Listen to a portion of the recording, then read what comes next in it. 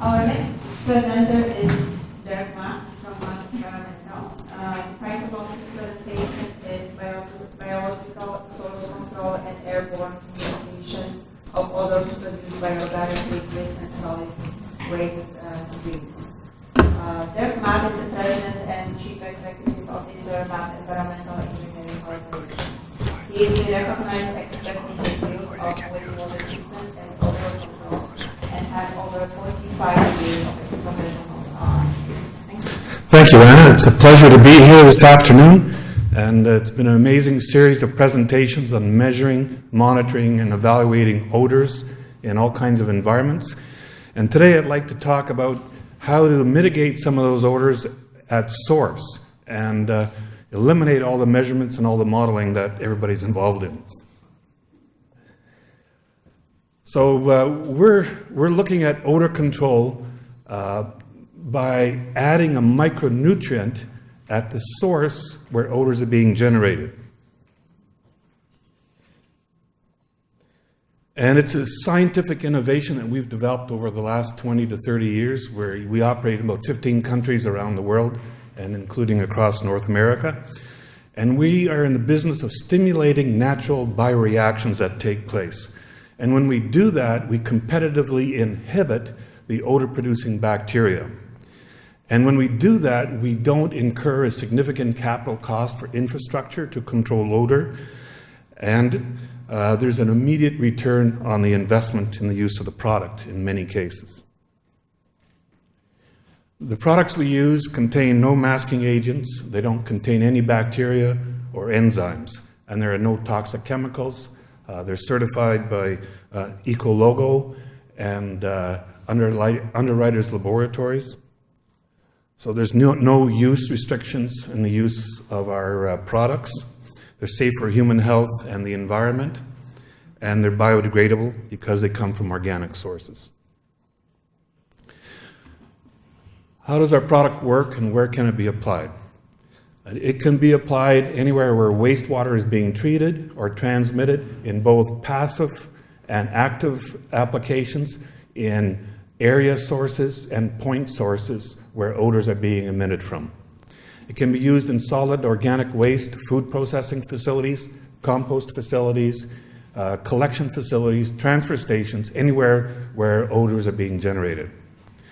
And at the same time, when we inhibit the formation of odor by inhibiting the bacteria and stimulating the good bacteria in most systems, we can also break down odors after they are in the air environment surrounding a wastewater plant or an industrial process, since we stimulate the chemical breakdown of the odor compounds in the atmosphere itself.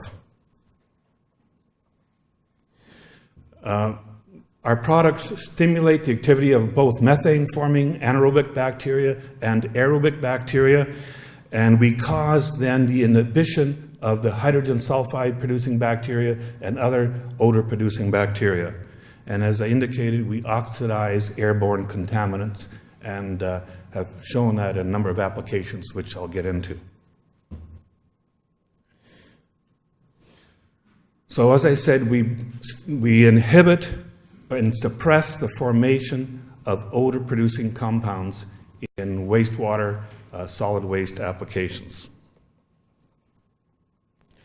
And we have found that we inhibit the formation of hydrogen sulfide, ammonia, trimethylamines, methyl mercaptans, and other odor-producing compounds. And I'd like to present a short demonstration study where we proved that this is actually the case. And we did that using a mixture of food waste. And we treated the containers that held the food waste, closed containers, with a 10 ml solution of 100-to-1 dilution of the product. And the product was mixed into the sample, and the untreated sample was monitored in parallel to provide comparison results. We used 1-liter gas containers equipped for non-invasive air sampling. The samples were run at 30 degrees, providing optimum conditions for the breakdown of organic compounds. We sampled every 12 hours, and the samples were analyzed by a third-party laboratory using a GC. And we analyzed for hydrogen sulfide, ammonia, trimethylamine, and methyl mercaptans. We actually tested the samples using an olfactory process as well. The control sample was highly putrefied odor. It was quite evident, and the test samples were free of objectionable odors. The analytical results show that over a 5-day period, we suppressed the formation of hydrogen sulfide by approximately 80%. And this is significant in terms of food processing facilities, that we are able to suppress formation of odors so that we eliminate complaints beyond the property line. We found the same thing for ammonia, dramatic 84% suppression over a 5-day period, comparing the treated to the control sample. Same result with trimethylines, a little bit lower efficiency, 70% difference between the two test cases. Methyl mercaptans, same kind of reductions, 80% plus. And in real life situations, we recommend that our odor control compound is sprayed over the solid waste or the wastewater being treated on a 5-day basis, or injecting wastewater on a continuous basis. So we found that we had a significant impact on the production of odorous gases and mixed organic waste, and a one-time application in the lab lasted for over 5 days, and in the real world, the application rate would be more frequent and in many cases more intense. And we showed that we reduced the formation of the gases of concern. So I'd like to run through a few full-scale applications. This was a hog slaughterhouse within an urban setting in the GTA, odor complaints from the neighborhood, and we installed a misting system, and we eliminated 90% of the odors in the barn, and it improved the animal health because we were breaking down the ammonia that was in the atmosphere as well. Simple application, air misting fans that released fog spray as the fan operated. It was a dilute mixture, 200-to-1 solution, and it provided complete control of odors from the facility.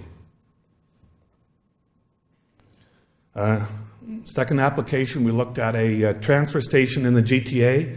They had a lot of odor complaints from nearby entertainment facilities. We installed a misting system, and there was 100% elimination of the odors from the transfer station and a cessation of all neighborhood complaints. You can see the airborne nozzles releasing the fog over the operation itself. There was no impact on human health. It also acted as a dust suppressant, and the workers were happy, and the neighborhood was happy as well. This is the drum with the dilute mixture in it, and the high-pressure pump. We missed our fog at about 1,000 psi to get a real fog going into the atmosphere, very fine droplets, and it just improves the efficiency of treatment the finer the droplet that you produce. Chicken processing plant in the cooking operations, same thing. We installed a mobile fan, hung it from the ceiling, misted the operating area, and eliminated the odor, and complaints ended.